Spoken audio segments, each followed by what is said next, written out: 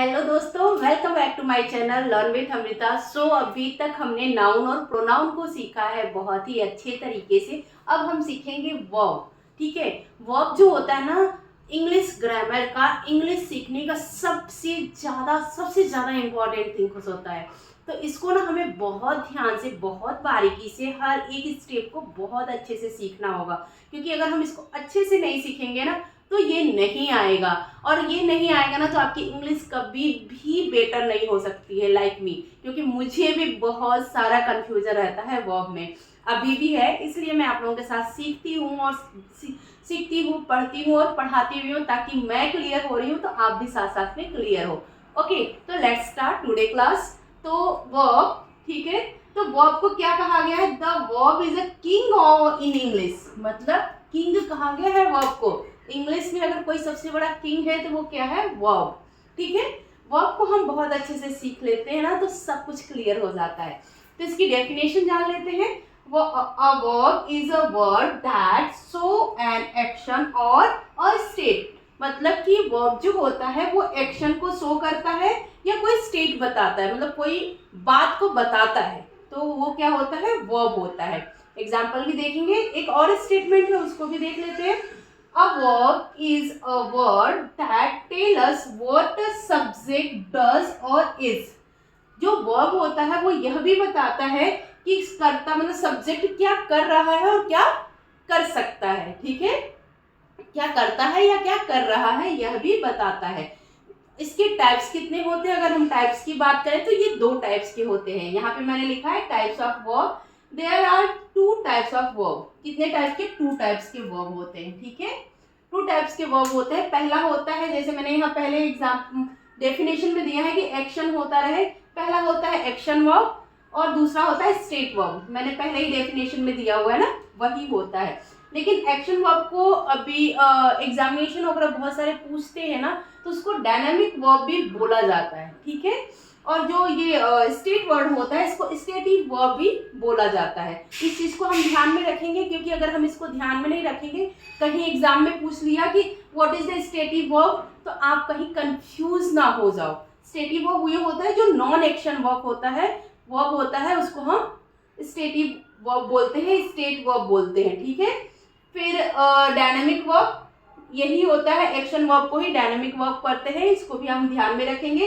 ये to be noted point है, इसको हम हमेशा नोट करके अपने माइंड में रखेंगे ताकि ये हमें भूले ना। ठीक है, तो इसको याद रखिएगा। ठीक है, अब एक्शन वर्ब में क्या होता है? एक्शन वर्ब क्या होता है कि फिजिकल एक्टिविटी ऑन प्रोसेस। कोई भी फिजिकल एक्टिविटी प्रोसेस में है तो वो क्या होता है? Action verb. जैसे कि मैं आपको पढ़ा रही हूँ, ये कंटिन्यूअसली चल रहा है, फिजिकली चल रहा है, मेरे द्वारा पढ़ाया जा रहा है, कंटिन्यूअस चल रहा है, तो ये क्या है?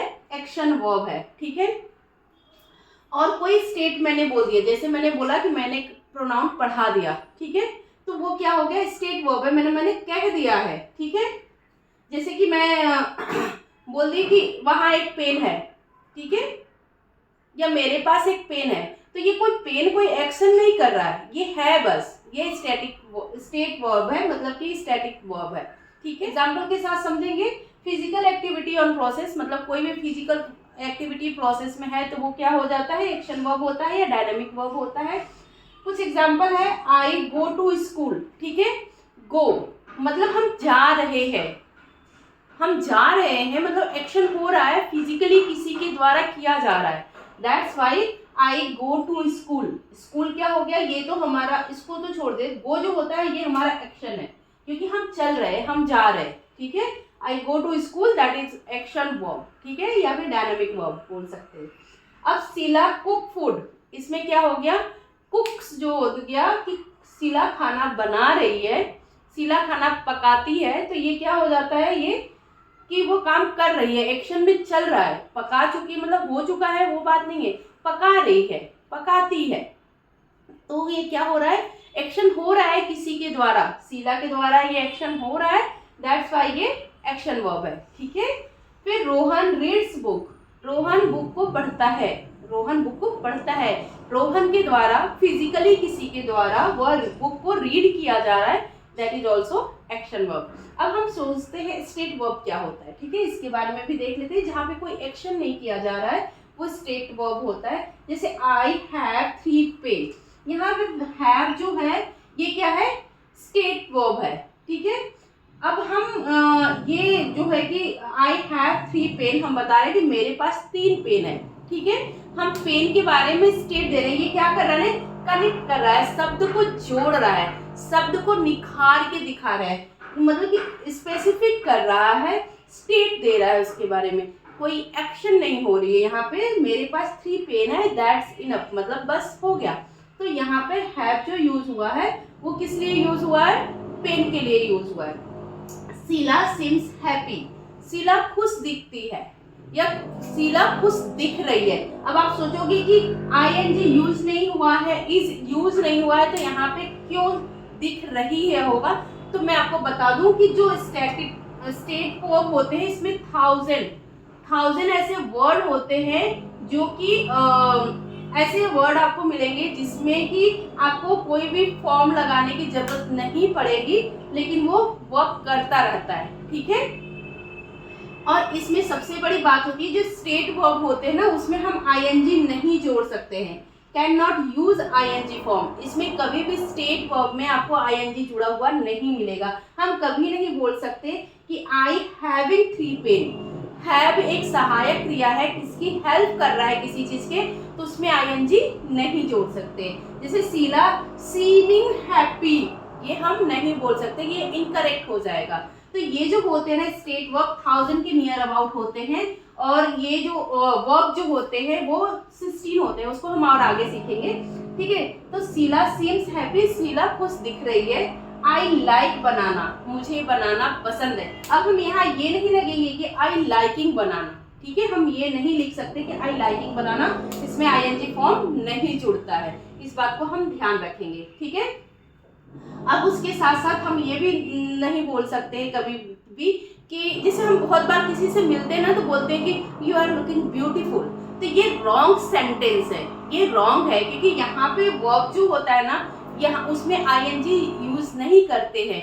यू आर लुकिंग ब्यूटीफुल नहीं होता है, यू लुक ब्यूटीफुल होता है, यू लुक्स ब्यूटीफुल होता है, यू लुकिंग ब्यूटीफुल नहीं होता है। अगर कोई भी आपके सामने आज के बाद यू लुकिंग ब्यूटीफुल बोलेगा तो समझ लेना कि वो रॉन्ग बोल रहा है। You look beautiful, you looks beautiful, it's a correct होता है, क्योंकि जो ब्यूटीफुल है उसमें कोई एक्शन नहीं हो रहा है, जो ब्यूटीफुल दिख रहा है उसमें भी कोई एक्शन नहीं हो रहा है, वो दिख रहा है ऑलरेडी, तो वहां पे हम नॉन एक्शन में रखेंगे, स्टेट वर्ब वो होगा, तो वहां पे कोई भी सहायक क्रिया हेल्पिंग वर्ब में ing यूज नहीं होगा। इस चीज को आप हमेशा ध्यान रखिएगा, ठीक है। सो दोस्तों, यहाँ पे हम वर्ब की और भी टाइप्स जानेंगे। वहां पे हमने जाना कि वर्ब क्या होता है, वर्ब क्या होता है हमने बताया था, एक्शन और स्टैटिक, ठीक है। अब यहाँ वर्ब के टाइप्स हम जानेंगे। यहाँ पे 2 टाइप्स के वर्ब होते हैं, एक हेल्पिंग वर्ब्स और एक मेन वर्ब, ठीक है। हेल्पिंग वर्ब में 16 होते हैं, ओनली 16 होते हैं हेल्पिंग वर्ब में, और मेन वर्ब 1000 के नियर अबाउट होते हैं, मतलब 1000 ही होते हैं, ठीक है। अब हम आगे जानेंगे। पहले हेल्पिंग वर्ब क्या होता है, उसको सहायक क्रिया हिंदी में बोला जाता है, और मेन वर्ब मतलब मुख्य क्रिया, ठीक है। और इसका एक और नाम होता है जो कि एग्जामिनेशन वगैरह में अक्सर आ जाता है, जहाँ पे हम बहुत बार कंफ्यूज हो जाते हैं, उसको बोलते हैं एक्सिलरी वर्ब, ठीक है। तो ये भी आप ध्यान रखिएगा, ठीक है। और इसको ये जो होता है मुख्य क्रिया मेन वर्ब होता है, उसको लेक्सिकल वर्ब बोलते हैं, ठीक है, वो भी याद रखिएगा। अब ये क्या करता है, हेल्प द मेन वर्ब, ये क्या करता है, मेन वर्ब को हेल्प करता है। जैसे कि नाम है ये हेल्पिंग वर्ब, तो किसी की हेल्प करना, जो मेन वर्ब होते हैं उसको हेल्प करता है, ठीक है। Have no meaning their own, इसका कुछ भी मीनिंग नहीं होता है, ये मीनिंगलेस होता है, लेकिन जिसके साथ लगता है उसकी हेल्प करता है मीनिंग को, सेंटेंस को कंप्लीट करने में, ठीक है। जैसे कि Ram is a good boy, Ram good boy भी होता है, राम अच्छा लड़का, लेकिन Ram is a good boy, Ram एक अच्छा लड़का है, तो क्या कर रहा है वो सेंटेंस बनाने में उसका ऑब्जेक्ट और सब्जेक्ट सबकी हेल्प कर रहा है। तो जब किसी भी सेंटेंस की हेल्प करने के लिए कोई वर्ब लगाया जाता है तो वो हेल्पिंग वर्ब होता है, लेकिन उसका कोई मीनिंग नहीं होता है। अब यहाँ मेन वर्ब में हम जान लेते हैं, so their own show their own मैनरी, मतलब कि वो खुद शो करता है कि मैं खुद में ही मेन हूँ, वो अपना स्टेटमेंट खुद देता है, उसको किसी हेल्पिंग वर्ब की जरूरत नहीं पड़ती है। ठीक है, तो यहाँ हेल्प जो मेन वर्ब होता है उसके भी दो टाइप होते हैं, एक होता है ट्रांसेटिव, एक होता है इन ट्रांसलेटिव। ठीक है, तो पहले ट्रांसलेटिव को जानते हैं। टेक डायरेक्ट ऑब्जेक्ट, क्या करता है कि वो डायरेक्ट ऑब्जेक्ट को लेकर भी पूरा कर देता है, और ये डजंट टेक डायरेक्ट ऑब्जेक्ट। ठीक है, ये डायरेक्ट ऑब्जेक्ट को नहीं लेता है। एग्जाम्पल के साथ समझेंगे, जैसे कि ही किल्ड, उसने मारा था, ही डाइड, वह मर गया। ठीक है, हम इसको और भी ज्यादा एग्जाम्पल लेंगे इन दोनों की, ताकि आपको बहुत अच्छे से और समझ में आ जाए। अब यहाँ जैसे कि 1000 मैंने बोला ना कि 1000 मेन वर्ब है, तो मैं कोशिश करूंगी कि 10, 15, 20 मैं आप लोगों को मेन वर्ब के एग्जाम्पल दे सकूं, ताकि आप लोगों को भी क्लियर हो जाए। ठीक है, फिर हेल्पिंग वर्ब में मैंने बोला 16 होते हैं, तो वो 16 कौन कौन से होते हैं उनको जान लेते हैं। उसके भी दो पार्ट होते हैं, जो हेल्पिंग वर्ब होते हैं उनके दो पार्ट होते हैं, एक प्राइमरी होता है, एक मॉडल्स होता है। ठीक है, तो पहले प्राइमरी में होता है बी, डू एंड हैव, ये प्राइमरी वर्ब होते हैं। ठीक है, तो प्राइमरी वर्ब को यदि अच्छे से जानना है तो some condition be, do, have are used to main verb, ये हमेशा हमें नोट करने वाली बात है, ध्यान में रखने वाली बात है कि कभी कभी क्या होता है ना कि डू, बी और हैव मेन वर्ब में भी वर्क काम कर जाता है इन केस। ठीक है, तो उसको भी हम ध्यान में रखेंगे। प्राइमरी वर्ब क्या क्या होता है, बी, डू और हैव। ठीक है, तो ये हो गए 3, बाकी 13 हमें और जानना है, 13 और जानना है। तो मॉडल्स में आते हैं can, could, may, might, will, would, shall, should, must, ought to. ठीक है, ये हम ध्यान में रखेंगे। और इसके भी 3, अभी 13 हुए, 3 ये हो गए, और 1, 2, 3, 4, 5, 6, 7, 8, 9, 10। ठीक है, 10 ये हो गए, 13 हो गए। अब 3 और कहाँ से आएंगे, मैंने 16 बताया हुआ है यहाँ पे। तो 3 सेमी मॉडल्स भी होते हैं, 3 सेमी मॉडल्स भी वर्ब होते हैं, जिसमें होता है नीड, डेयर और यूज टू। ठीक है, तो इसको भी हम जानेंगे। इसका कोई ना हेल्पिंग वर्ब, जो सेमी मॉडल वर्ब होते हैं, फ्रेंडली हेल्पिंग वर्ब, इनका कुछ हेल्पिंग वर्ब भी होता है, कभी कभी किसी किसी कंडीशन में ये भी मेन वर्ब की जगह काम करते हैं। मतलब ये जो तीनों होते हैं ना, ये कभी कभी अपने में ही कंप्लीट सेंटेंस बना देते हैं, मतलब मेन वर्ब की तरह भी काम करते हैं, और कभी कभी इनको भी हेल्पिंग वर्ब की जरूरत पड़ती है। ठीक है, तो जब हम एग्जाम्पल के साथ समझेंगे तो इसको और भी अच्छे से समझ जाएंगे। तो होप ये चीज आपको समझ में आ रही होगी जो मैंने अभी पढ़ाया कि what is the helping verb. ठीक है, एक बार और थोड़ा सा मैं कंक्लूड कर देती हूँ ताकि आप लोगों को समझने में प्रॉब्लम ना हो। मैंने बताया कि इधर 2 टाइप्स होते हैं हेल्पिंग वर्ब के। हेल्पिंग वर्ब मतलब कि कोई भी क्रिया जो होती है वो हो रही है, उसकी हेल्प करने के लिए एक हेल्पिंग वर्ब लगाया जाता है, जिसका कोई मीनिंग नहीं होता है। उसके 16 वर्ब होते हैं, मतलब 16 हेल्पिंग वर्ब होते हैं, जहाँ जो मैंने यहाँ पे लिख के रखा हुआ है, और उसका कोई मीनिंग नहीं होता है। यहाँ पे 1000 मेन वर्ब होते हैं, मुख्य क्रिया होती है, जिसको हम लेक्सिकल वर्ब भी बोलते हैं। सो ये क्या करता है, अपना एक्शन और स्टेट शो करता है, मतलब ये खुद में कंप्लीट रहता है। हैव देयर ओन मैनेटरी, मतलब कि वो खुद में ही कंप्लीट रहता है। वो कितने टाइप्स के होते हैं, 2 टाइप्स के होते हैं, एक ट्रांसेटिव, एक इनट्रांसेटिव। एक डायरेक्ट ऑब्जेक्ट, ये क्या करता है, ट्रांसेटिव डायरेक्ट ऑब्जेक्ट ले सकता है, और intransitive have doesn't take direct object. ठीक है, तो इन सब के अभी हम एग्जाम्पल को समझेंगे। जब हम एग्जाम्पल को समझेंगे, पढ़ेंगे, तो हमें और अच्छे से क्लियर होगा। तो लेट्स स्टार्ट। पहले हम एक्शन वाले वर्ब का सीख लेते हैं, एग्जाम्पल देख लेते हैं, जिसमें ट्रांसिटिव वर्ब और इनट्रांसिटिव वर्ब है। ठीक है, तो पहला ट्रांसिटिव वर्ब देख लेते हैं। My father took me to the movie for my birthday.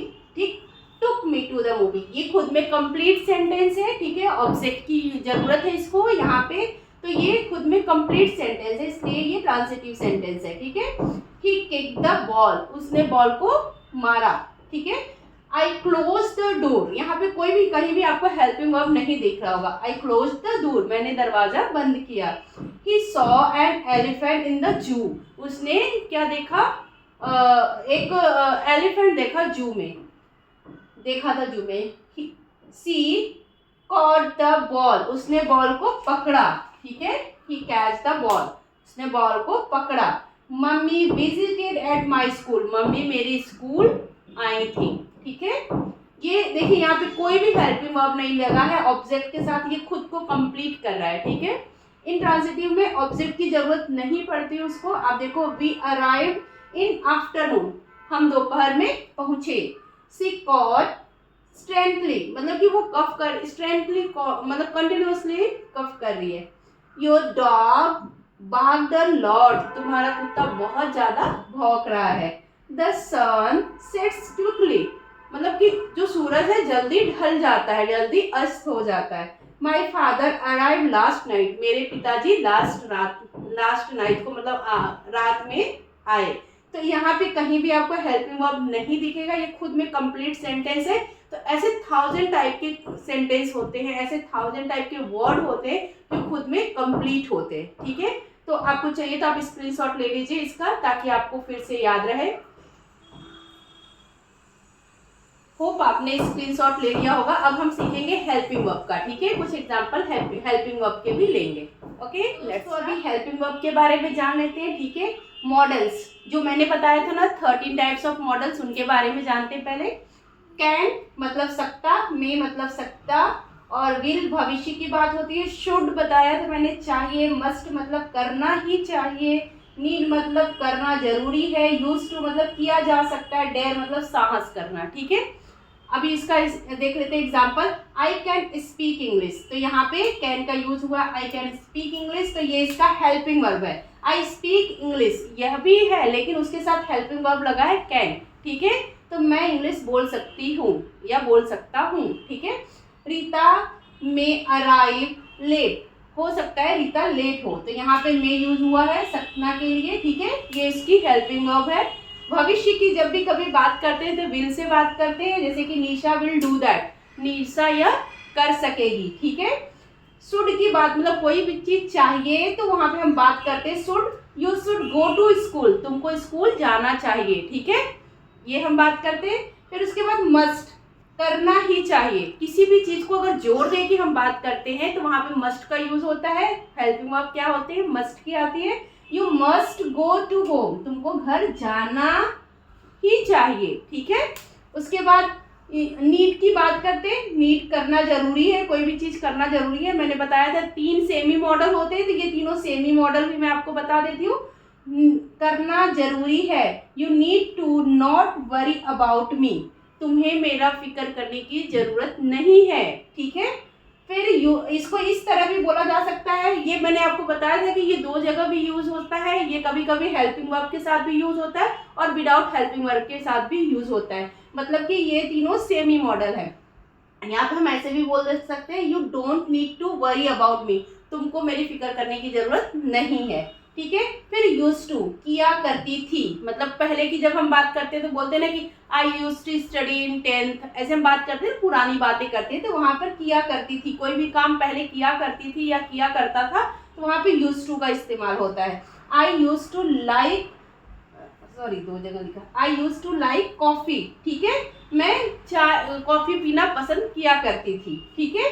फिर डेयर की बात करें, साहस करना। डेयर एनीवन गो देयर, कोई साहस कर सकता है वहां जाने का, उसको हम यहाँ भी कॉफी की अगर हम बात करें तो यहाँ पे हम डेयर की बात करें तो does anyone dare to go there, तो यहाँ पे देखिए डज यूज हुआ है, मतलब हेल्पिंग वर्ब भी यूज कर सकते हैं।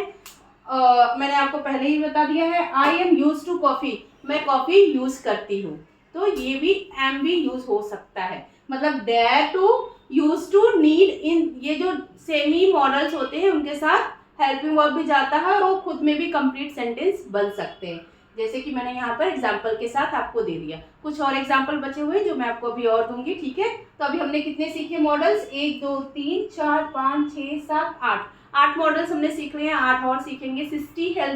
16 हेल्पिंग वर्ब होते हैं, मैंने आप लोगों को बता दिया है, तो वो 8 और सीखते हैं, ठीक है। Thank you. Could be anything, ठीक है। कुड का एग्जाम्पल हो गया helping verb. Might, I might go there, ठीक है। Would you like some tea, ठीक है। सेल का यूज करेंगे, सेल आई हेल्प यू, मतलब कि फ्यूचर में हेल्प होने वाली है। आउट टू, मतलब you ought to go home, आपको घर जाना चाहिए। आज के लिए इतना ही, फिर हम नेक्स्ट वीडियो में सीखेंगे रेगुलर वर्ब और इनरेगुलर वर्ब। जिसका पूरा चार्ट मैं आप लोगों के सामने दूंगी, ताकि आपको रेगुलर वर्ब और इनरेगुलर वर्ब में डिफरेंसेस समझ में आए, जिसको आप अच्छे से समझ सको।